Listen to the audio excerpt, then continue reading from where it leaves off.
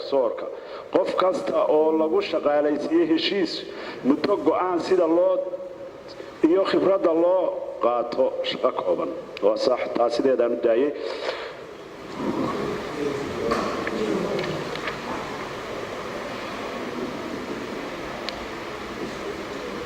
xeerkana wuu tiro badan yahay akhris badanna wuu u baahnaa muddo in la soo akhriyay ahayd inahaasaan ku soo ururinayaa wabilaahi tawfiiq salaamu calaykum waxaan ku soo dhaweynayaa xildhibaan taliyayaasha golaha martida kale dhammaan wada islaamaya aniga warbixintaydu waa koobanta waa hal qodob oo kaliya ayaan soo jeedinayaa in wax ka bedel lagu sameeyo xeerku qaabka uu dhisan yahay ee kale oo dhan aniga waa ay deeqday laakiin hal qodob oo kaliya oo ah qodobka afaraad ee xeerka in wax ka bedel lagu sameeyo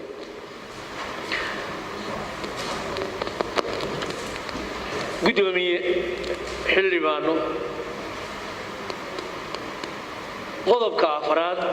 faqradiisa shanaad si fiican bay u qoran tahay shaqaalaha labada gole baa ku qoran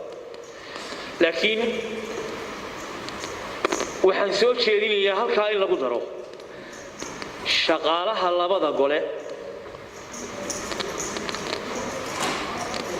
hantidhowrka guud hay-adda hantidhowrka guud iyo baanka dhexe waxaa loo raacayaa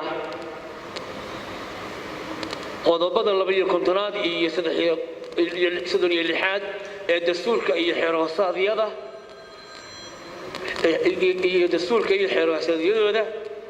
iyo xeerka baanka dhexe xeer number 54 2012 iyo xeerka hantidhowrka guud xeer number 76 2016 وانا سببينيا سكن بالنوانها حسين اسماعيل الله ويقدره ما شاء الله وانا سببينيا وحوية يلدي هذا الكلام تاجنا شغالها لبضة قولة إن سيجارة لو قد يقولها وكيلة sidoo kalena waxaa muhiim ah labadan hay-adood ee kale waa baanka dhexe ee Soomaaliland iyo hantidhowrka waa laba hay-adood oo ka duwan hay-adaha caadiga ah waxay uga duwan yihiin marka koowaad dhinaca sharciga baanka dhexe wuxuu ku aasaasan yahay xeer number 54 ee soo baxay 2012 xeerkaasi wuxuu muujinayaa qaabka uu shaqaalaha u qaadanayo shaqo qoris waa xeerka baanka dhexe mar labaadka curfiga caalamiga ah iyo sida dunida oo dhan la isticmaalo maadaama baanku waa sida militariga oo kale waa ciidamada qofka baanka dhex jooga ee shaqaalaha ah wuxuu gacanta ku hayaa hawl very sensitive hawl xasaasi ah malaayiin dollar baa gacantiisa daqiiqad ku jirta qaabka ay ula dhaqmayaan loola dhaqmo shaqaalaha jooga dawladda hoose ama wasaaradda xiriirka golayaasha iyo inanka khasnada jooga inamada khasnada jooga qaabka loola dhaqmayo ee loo discipline garaynayo ee loo qaadanayo ee loo tababarayo ee loo dabagelayaa waxaad ogaataan waa laba hawlood oo kala duwan waxaa loo maamulaa xuseen baa halkeena la fadhiya raggii baankarada ahaa ee waaweynaa waxaa loo maamulaa sida militariga kale مثلا haddaad eegto xeerkeenan qofka marka shaqada laga joojinayo ama laga saarayo procedure dheer baa ku qoran procedure dheer oo gelaya ilaa hay'adda shaqaalaha soo sidaa ma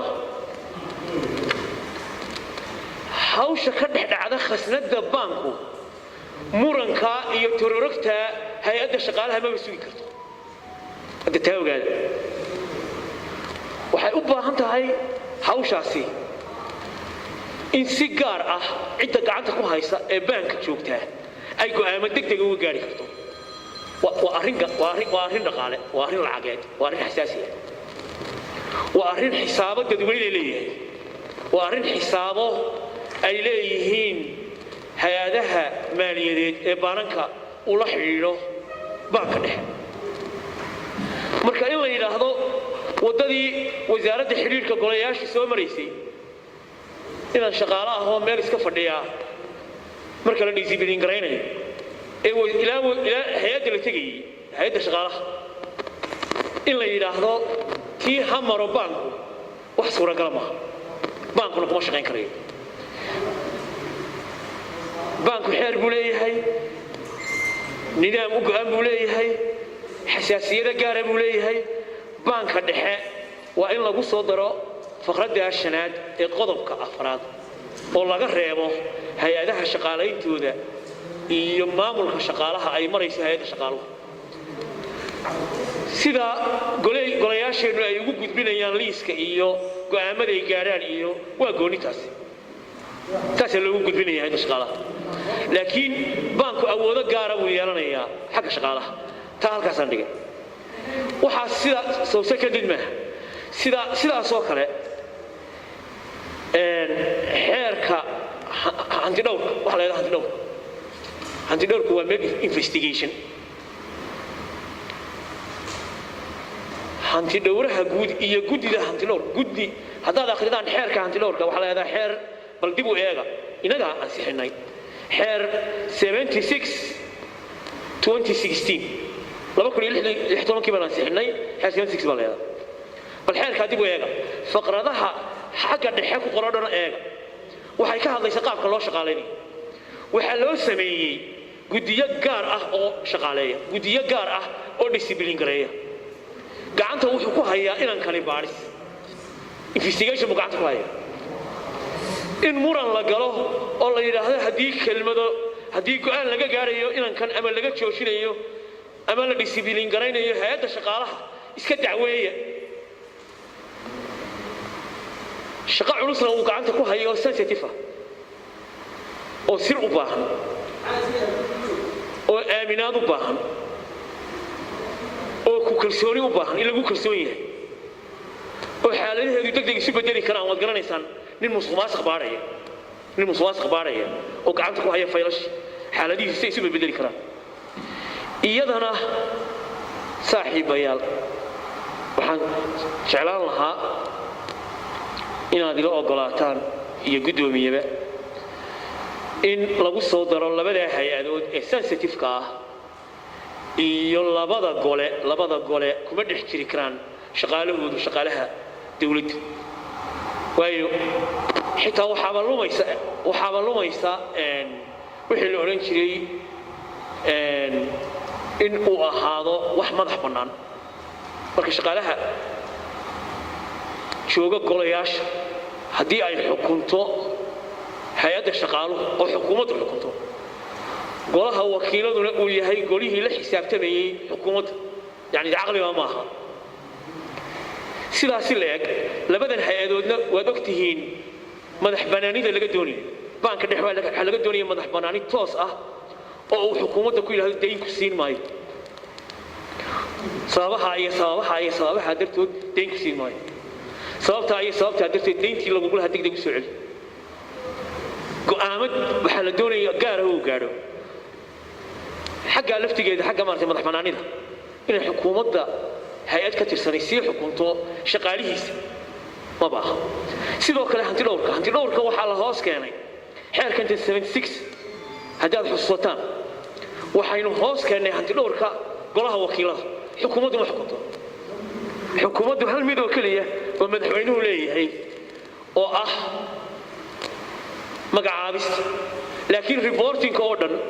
guddida la yidhaahdo guddida ilaalinta hantida baak ee aan ka tirsanahay ayuu hantidhowrku toos u hoos yimaadaa sababta toos loogu hoos keenay waxa weeye inuu madax bannaani toos ah oo uu ku baari karo meel kasta oo xukuumadda ka mid ah sidaa darteed isaga laftigiisana